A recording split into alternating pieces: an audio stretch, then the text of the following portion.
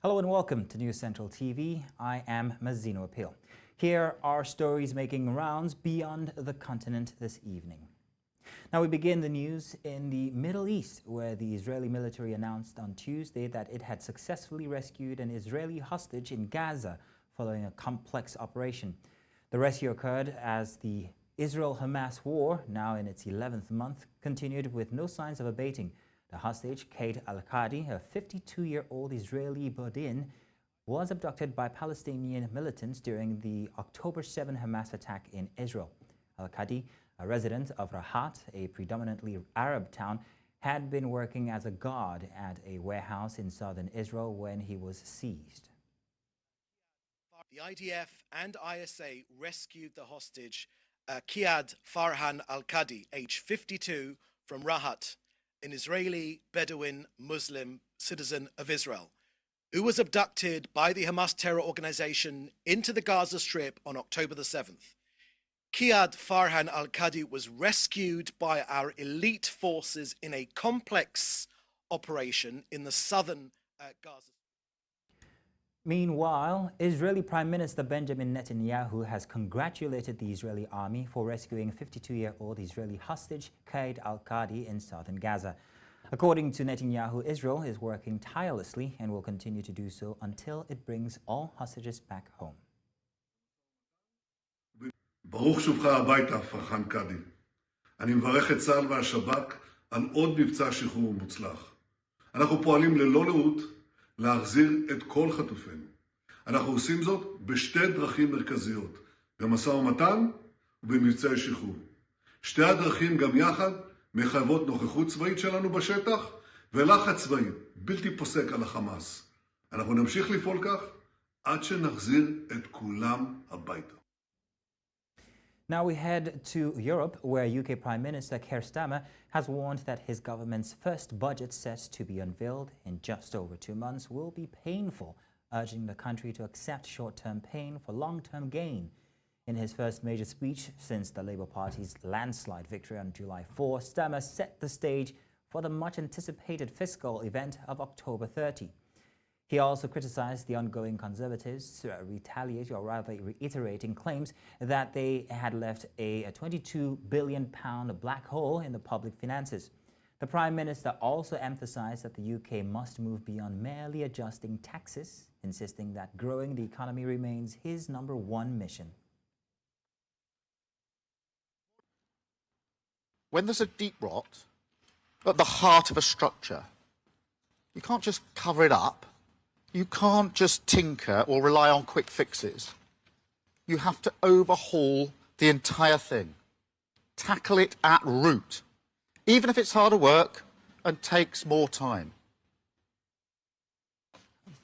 But I have to be honest with you. Things are worse than we ever imagined. In the first few weeks, we discovered a £22 billion black hole in the public finances.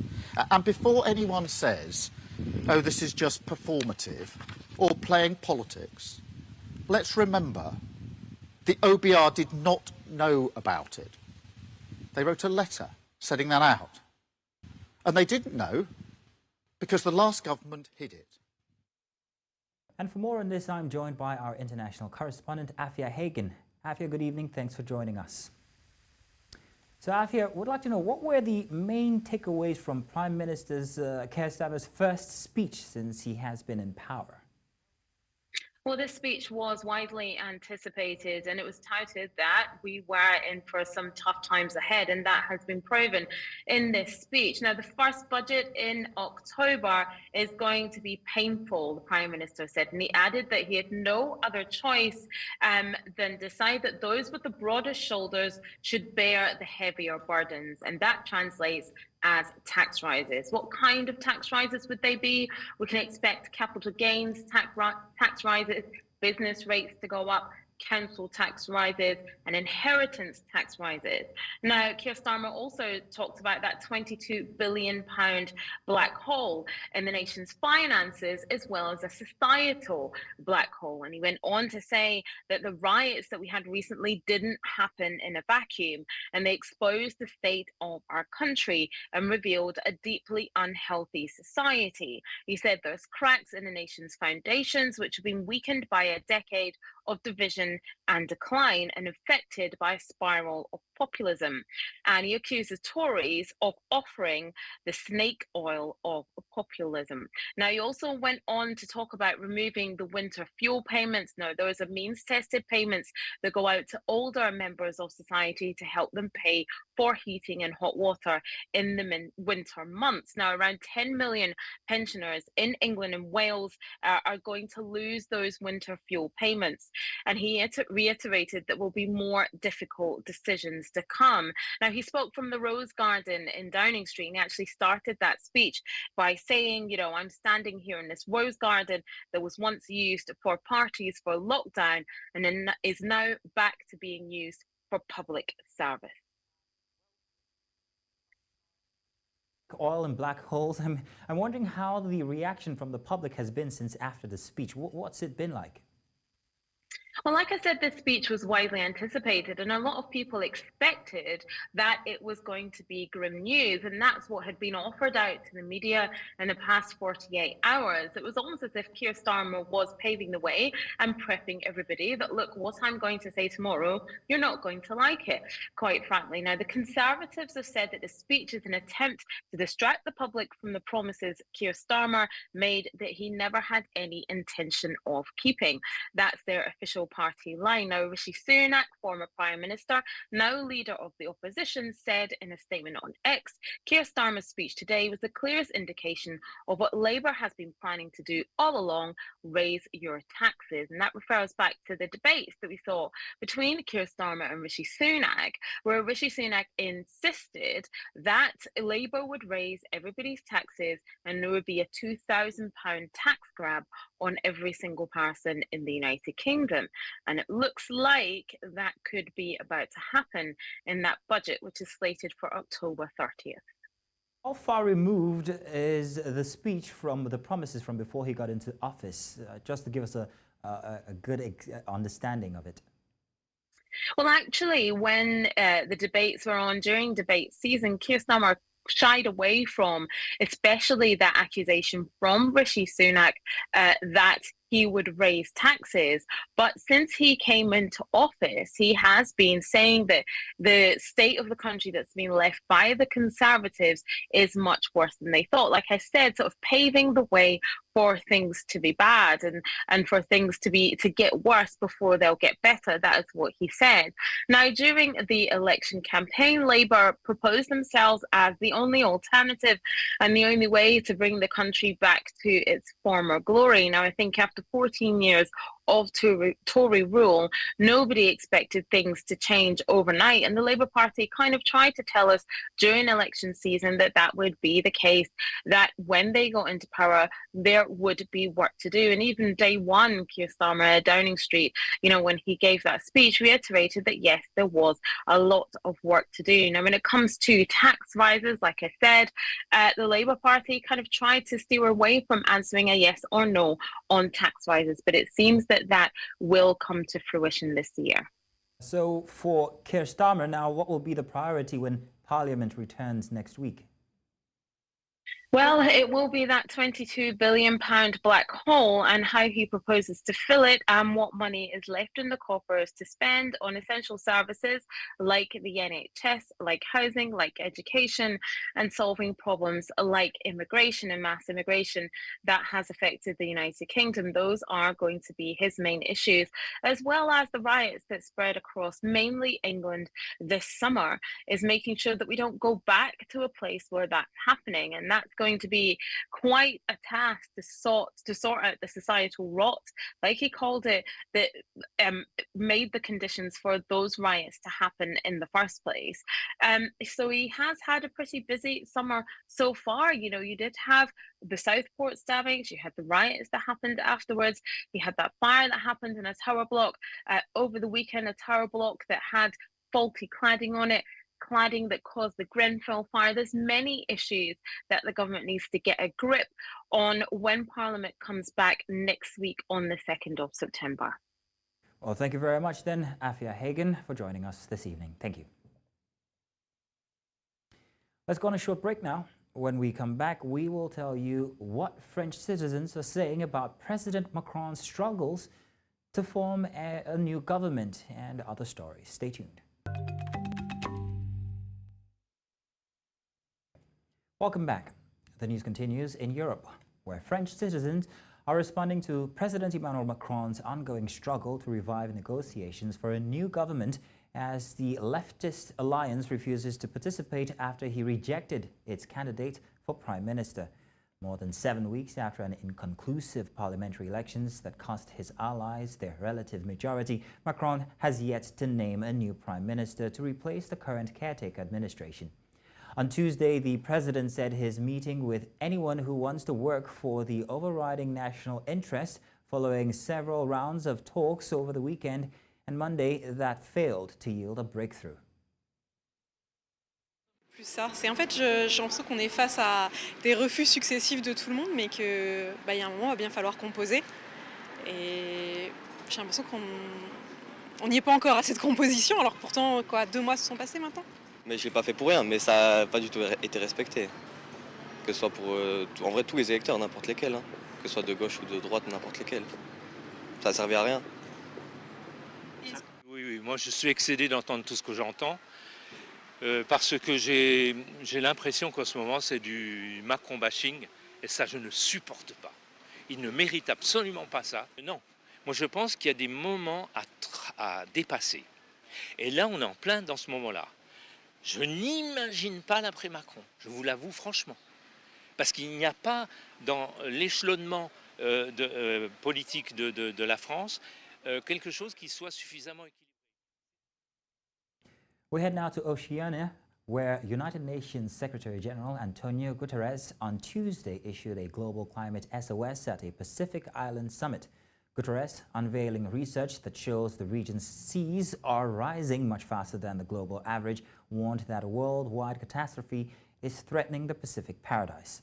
A new report by the UN's top climate monitoring body revealed that sea levels in some parts of the Pacific have risen by approximately 15 centimeters over the past 30 years.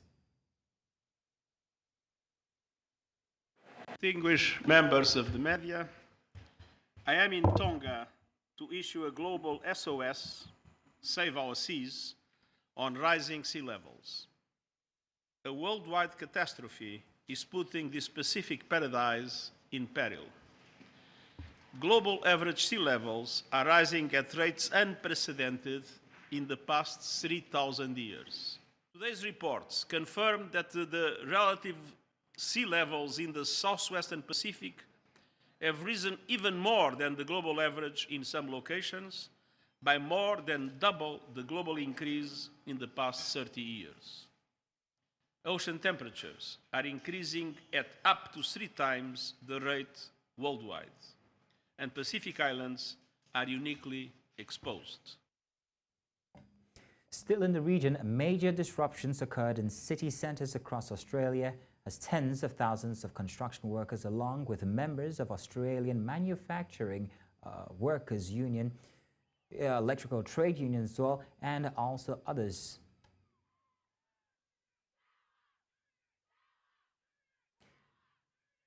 Well, they worked off the job in protest against the federal government's administration of the construction, forestry, mining and energy union.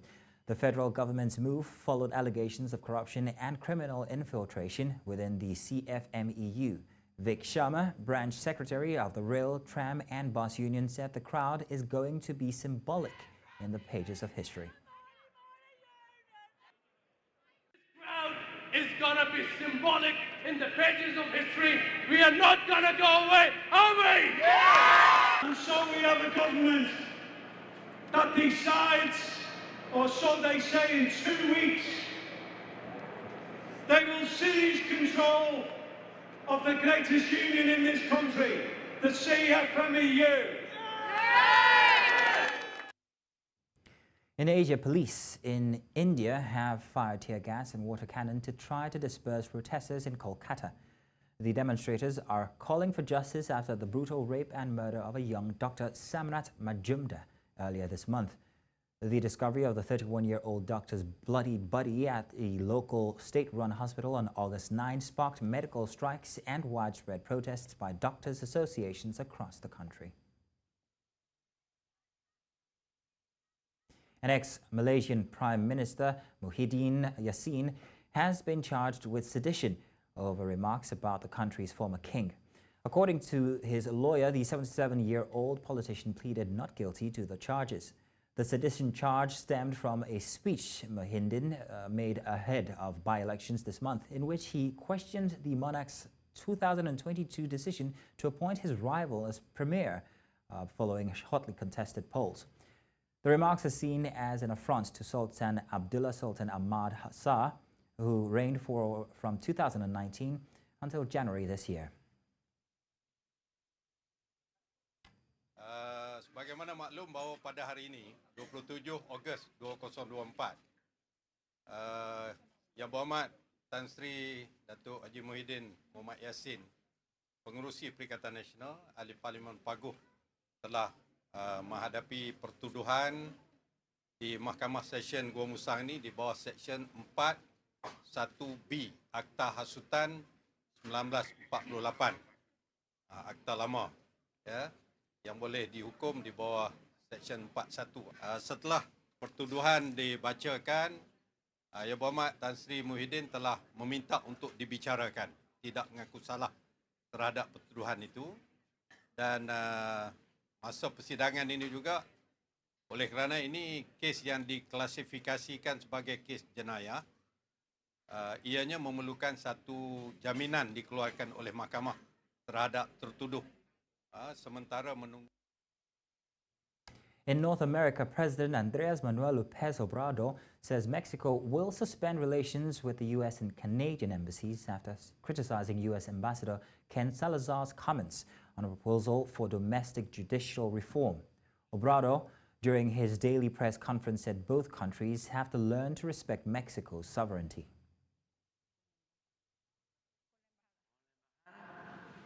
Tienen que aprender a respetar la soberanía de México. No es cualquier cosa. O sea, porque nosotros no vamos a darles consejos allá. ¿Mande? ¿La pausa es con las embajadas o directamente ya con los gobiernos nacionales? No, con la embajada, porque es buena, pero está en pausa. ¿Desde cuándo, presidente? Desde que declaró eso. La semana pasada. Sí. Pausar significa que ya no puede venir. Pausar significa que vamos a darnos nuestro tiempo. Porque We head now to South America, where Venezuelan opposition candidate Edmundo González Urrutia on Tuesday ignored the second summons to appear before prosecutors in connection with a probe into his claim that he was the rightful winner of last month's presidential election.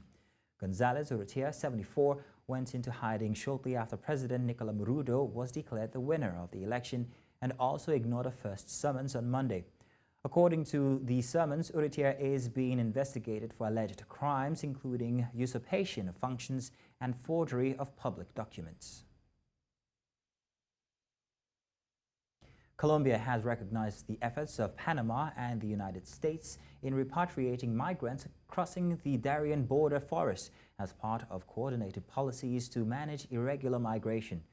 During a meeting in the northern city of Cartagena, the three governments issued a joint declaration acknowledging their shared responsibility in managing the exodus towards the U.S. and underscoring their long-standing collaborations in this area. In the past week, Panama deported around 60 Colombians, marking the first implementation of a migration agreement signed with the United States in July.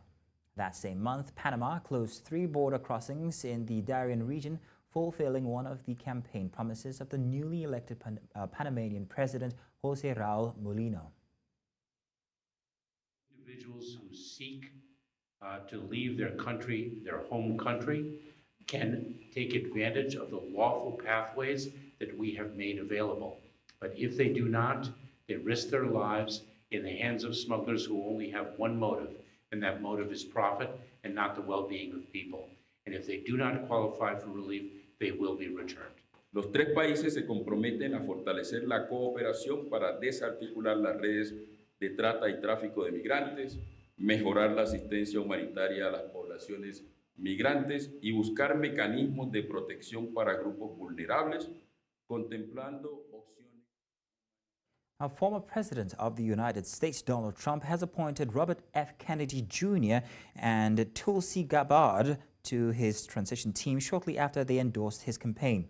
Gabbard, a former congresswoman and 2020 Democratic presidential candidate, distanced herself from the party, while Kennedy initially sought the Democratic nomination before running as an independent and later supporting Trump. In contrast, over 200 Republicans, including former staffers of George H.W. Bush, George W. Bush, John McCain, and Mitt Romney, have endorsed Trump's rival, Kamala Harris, warning that another Trump administration could threaten American democracy. Trump's campaign announced that Gabbard and Kennedy would serve as honorary co-chairs of the transition team alongside Trump's sons and running mate J.D. Vance. Transition teams prepare for a candidate's potential presidency by selecting political appointees and setting priorities for the new administration. And that's all on Beyond the Continent. Do remember you can send your eyewitness report to the WhatsApp number on your screen currently. And do follow us on social media.